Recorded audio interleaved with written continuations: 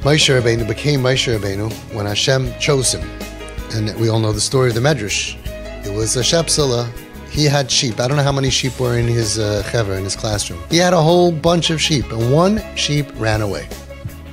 So what happens? He runs away. Okay, so we lost a sheep. Crazy kid has ADD, ADHD. What are you going to do? No, Moshe Rabbeinu goes running after the sheep. He runs and runs and runs, and he sees that this little sheep goes ahead and he's drinking. So the Medrash says that Moshe Rabbeinu stops, right? And what happened when we were kids and we broke away from the line on the way to the lunchroom and we went to the fountain, to the water fountain? You know, you got like that hand on your neck, you know, you're not allowed to drink now. Did anyone else get that? It was just me, right? It was like, hey, get back in here. There's no drinking now. Moshe Rabbeinu stops. He goes, oh, I didn't realize. I didn't understand. I thought you're just bad. I thought you just, you know, everyone else knew what to do. Everyone else followed, and you just ran away. I was going to give you zwei pech. I was going to punish you. But I see, tzameyata. I see you're thirsty. Oyefata, you're tired. So he goes ahead and he apologizes to the sheep. He said, I should have known. I had lunchtime, and I had milk and cookies, and next drinking, I had a drink period, but you needed more. You weren't feeling so well. You had an additional need, a special need, and I should have known, but I expected you to behave like everybody else. And when you couldn't, I got angry at you, and I ran after you to grab you back, but now I see I was wrong. You are right. You're thirsty. You're tired. Nebuch, I feel so bad that I didn't provide you with what you needed, and you had to break rank in order to get what you needed. Instead of thinking of the sheep, an animal is bad, he was down the kavschus, an animal. And then he said, you shouldn't have to walk all the way back. I'm going to carry you. He put the sheep on his shoulders, and he carried him back to the classroom. Baskol comes out from Shemayim, a heavenly voice, and says, I want you to be the Roya of Klal Yisrael.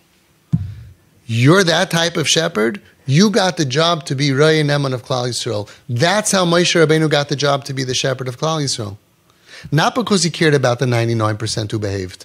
Not because he built the best school and gave the best lunches and everything. No. It's because when that kid ran away, right? He went ahead to look at the kid and say, what's wrong with this kid? And realize that he needs more attention. He's hungry. He's thirsty. We have kids come to school. They can't behave. There's a reason. There's a reason. Something's bothering them. Some kids are hungry. Some kids, they don't get breakfast in the morning from their parents. Some kids are up at night because people are keeping them up, or parents are screaming or fighting or whatever it is. There's a need. It's how you look at those who are struggling. If Moshe Rabbeinu would have let that kid go, he wouldn't have been chosen to rescue us.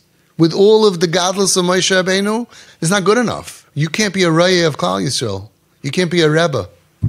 You could be the biggest Kaddish Vitar, but a Raya you wouldn't get. The Baskal came out specifically when he went ahead and he chased down that kid who was not behaving. He understood something's bothering it. He apologized to it, and he carried it. That's what you're doing. You have kids who behave. Some of you have some kids who behave, right? And great. Those are the ones we love. We have yeshivas with some kids who behave. We feel so chashuv. We're the biggest Rosh Yeshiva and top yeshiva, and kids behave. But that's not what makes us leaders. A leader is someone who chases those who struggle, who cares about them and carries them back. As many times as they run away. They realize they're running for a reason. And if a sheep could be running for a reason, our kids could be running for a reason. It's always a reason. You don't need to know it when you trust it. The sheep couldn't talk. He figured it out. You may not know what it is, but they're running, there's a reason. None of our kids are leaving Yiddishkeit going to a destination. They don't have anywhere to go. A club is not a lifestyle, and all this other stuff is not a lifestyle, and weed is not. Nobody left and said, you know what, I have a much better way. Instead of going to high school, I think much happier life would be to drop out and smoke weed. I've met a lot of people who are 40 and they're very successful in that lifestyle. No. Look at the people who did it 2 years ago and 5 years ago and 10 years. They're all undoing it and going to rehabs and coming back. Nobody's leaving us because they have a destination. They're leaving us because it's too hard to be here. Something's pushing them out. We saw in September 11th, Rachmana litzlan, we saw healthy people jumping out of windows. They knew they were going to die, but they couldn't stay inside for one more second because it was too hot. They couldn't breathe. They were choking. We have kids who are choking, who feel like they're suffocating. They can't dress. They can't behave. They can't, the whole thing, they can't do it. We need to catch them. We need to apologize. I'm sorry, I didn't know you're in pain. I'm sorry I hurt you, or I let other people hurt you, or I'm sorry that you're in pain. You're my responsibility. And then we need to carry them. And when we do, we can save them. We could be their Moshe Rabbeinu. And that's what a leader is. A Jewish leader is not who could teach the most Torah. Jewish leader is not who's the most holy for himself. It's somebody who can see everybody and see what they're lacking, and instead of looking down at them, realize that they're struggling, apologize to them for the fact that we didn't make you feel comfortable. If, we see kids here struggling, we see parents, everyone, families, everybody struggling. If Mashiach would be here, we wouldn't be struggling. Why is Mashiach not here? That's our fault, us adults. Every door that Mashiach is not built, it's our fault. It's our fault. If it wasn't built, it's like it was destroyed. So we're in deep, deep, deep gullus, and then the next generation is suffering, and then we get angry at them. We got to get ourselves out of this mess, and we're partly responsible for it. Nebuch, what this next generation is suffering with, unbelievable, unbelievable pain, unbelievable. Darkness, chayshech, bilbul, terrible, terrible things. You are their Moshe Rabbeinus. Why? Because you're going to go and say, I'm sorry, I didn't realize that you had needs. There are things that you needed, and you're going to carry them back until they're all the way back to be a part of the family.